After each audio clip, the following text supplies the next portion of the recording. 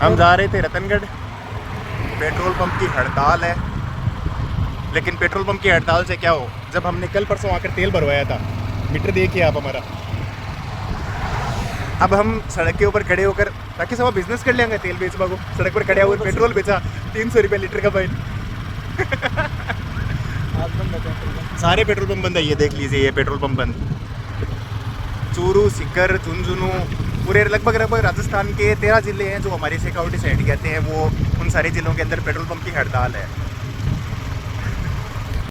हम पहुंच गए सीकर, और यह हम जब सीकर के अंदर पहले रहते थे तो इन अंकल जी के पास बहुत बार हम चाय पीते थे।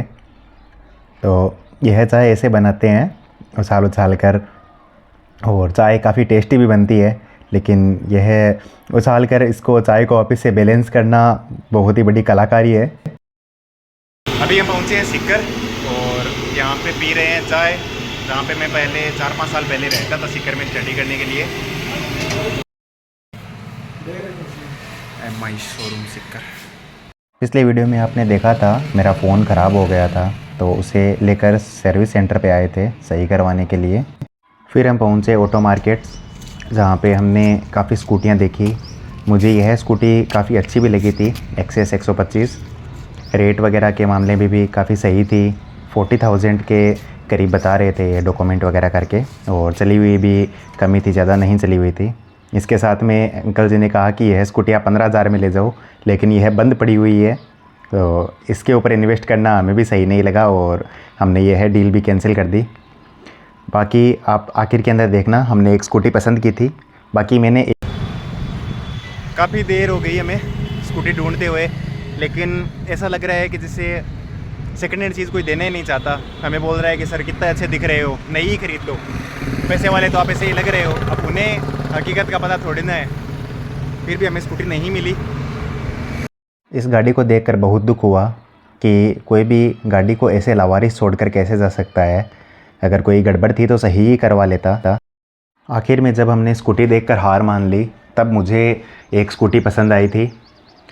वैसे एक स्कूटी नहीं, मुझे 2 स्कूटियाँ पसंद आई थी। आगे मैं आपको वीडियो में बताता हूँ उसका पूरा रीज़न क्या है।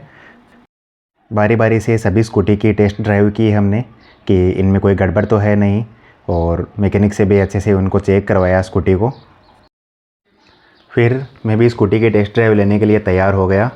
स्कूटी को निकाली मैंने, वहाँ से घुमाया और एक राउंड लगा कर आना था मुझे कि स्कूटी आप चला कर देख लो एक राउंड के लिए कैसी है, अगर आपको अच्छी लगे तो ठीक है, वरना पेट्रोल के बहुत ज़्यादा भाव है, टेस्ट ड्राइव देते भी नहीं है इतनी ज़्यादा। बोलते हैं कि टेस्ट ड्राइव लोगे तो पहले 100 रुपये लगेंगे टेस्ट ड्राइव के, फिर आप लेके चले जाओ उसे टेस्ट ड्राइव के लिए।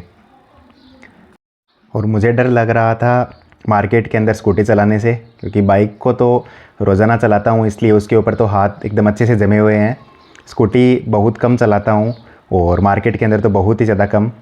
और स्कूटी के अंदर एक प्रॉब्लम यह थी कि इसके ब्रेक नहीं लग रहे थे, और इसका जो रेस वाला होता है वह बहुत ज़्यादा टाइट था। मैंने बहुत कोशिश की हाथों से ब्रेक लगाने की, लेकिन जब इन दोनों हाथ वाले ब्रेक काम नहीं कर रहे थे तब मुझे पता चला कि यह स्कूटी पहले एक लड़की चलाती थी। इसलिए मैं जब इसे हाथ से ब्रेक लगा रहा था तो ये रुक नहीं रही थी। फिर मुझे याद आया कि दोनों पैरों से भी स्कूटी को रोका जा सकता है, इसलिए मैंने पैरों से ब्रेक लगा कर स्कूटी को जैसे तैसे करके चलाया। बाकी इंजन अच्छा था और स्कूटी दिखने में भी अच्छी थी। जिस प्राइस के अंदर हमें मिल रही थी उस प्राइस के हिसाब से हमें काफ़ी सही लगी। फाइनली हमने एक स्कूटी पसंद कर ली है। जब हमने स्कूटी पसंद कर ली तब 2 डॉक्टर स्कूटी की जांच कर रहे थे अच्छे से उसे उल्टा लेटाकर। इन दोनों को काफ़ी अनुभव था अपने काम के अंदर, इसलिए यह पेंसिल से ही स्कूटी के सारे मर्ज जान रहे थे। स्कूटी के मोल भाव करवाते करवाते हमें शाम के 6:30 बज गए थे। हमने अभी तक सुबह का नाश्ता किया था, उसके बाद में कुछ भी खाना वगैरह भी नहीं खाया, ना पूरे दिन के अंदर कोई ज़्यादा हमें चाय मिली। और स्कूटी को जब मैंने मार्केट के अंदर चला रहा था, हम जब निकल रहे थे गांव के लिए, तब मुझे पता चला कि इसका हॉर्न काम नहीं कर रहा है। तब मैं इसका डिपर यूज़ कर रहा था कि कैसे भी करके इसका डिपर काम करे, ताकि सामने वाले को थोड़ा अंदाज़ा तो हो। ना इसके इतने अच्छे ब्रेक थे, ना इसका एक्सीलेटर इतना सही से काम कर रहा था, और हम इसकी सर्विस कराते इतना टाइम नहीं था हमारे पास, क्योंकि 6:30 बज गए थे और हमें 100 किलोमीटर का सफ़र तय करना था 2 को वेट कर। स्कूटी हीट भी बहुत जल्दी होती है, तो इसे रेस्ट भी देना था कम से कम 2 बार रास्ते में, ताकि इसके ऊपर कुछ भी गड़बड़ ना हो। बाकी मैंने 2 स्कूटी पसंद की थी, एक जो शुरुआत के अंदर हमने देखी थी एक्सेस, और एक यह है स्कूटी। तो मुझे ऐसा लगा कि मुझे भी पूजा के लिए स्कूटी लेनी चाहिए, लेकिन एक मन यह कह रहा है कि मुझे इलेक्ट्रिक स्कूटी लेनी चाहिए और दूसरा मन यह है कि सेकेंड हैंड ले लेते हैं एक बार। पूजा को स्कूटी चलानी भी नहीं आती है अभी, तो उसे पहले स्कूटी चलाना भी सिखाएंगे। और इलेक्ट्रिक का मार्केट अभी हमारे चूरू के अंदर काफ़ी अच्छा है नहीं, चार्जिंग स्टेशन सड़क पे बने हुए नहीं हैं। अगर डेली घर के यूज़ के लिए काम में लेना हो तो भी इलेक्ट्रिक के लिए हम प्रेफर कर सकते हैं। बाकी अगर हमें आउटडोर के लिए काम में लेना है कि हमें 70, 80, 100 किलोमीटर का सफ़र तय करना हो, तो स्कूटी के लिए थोड़ा सा गड़बड़ी है। देखते हैं, जब भी इस बार अच्छा बेनिफिट होगा ट्रेडिंग के अंदर मैं ज़रूर परचेज़ करूँगा। वैसे आप में से ट्रेडिंग कौन कौन करता है, आप कमेंट करके मुझे बता सकते हैं। मैं अपने पार्ट टाइम के अंदर ट्रेडिंग करता हूँ, साथ में बैंकिंग की प्रिपरेशन करता हूँ और आपके साथ वीडियोज़ शेयर करता हूँ। ये तो मेरा रोज़ाना का है ही, क्योंकि मुझे खुद को वीडियोज़ शेयर करने में भी बहुत अच्छा लगता है।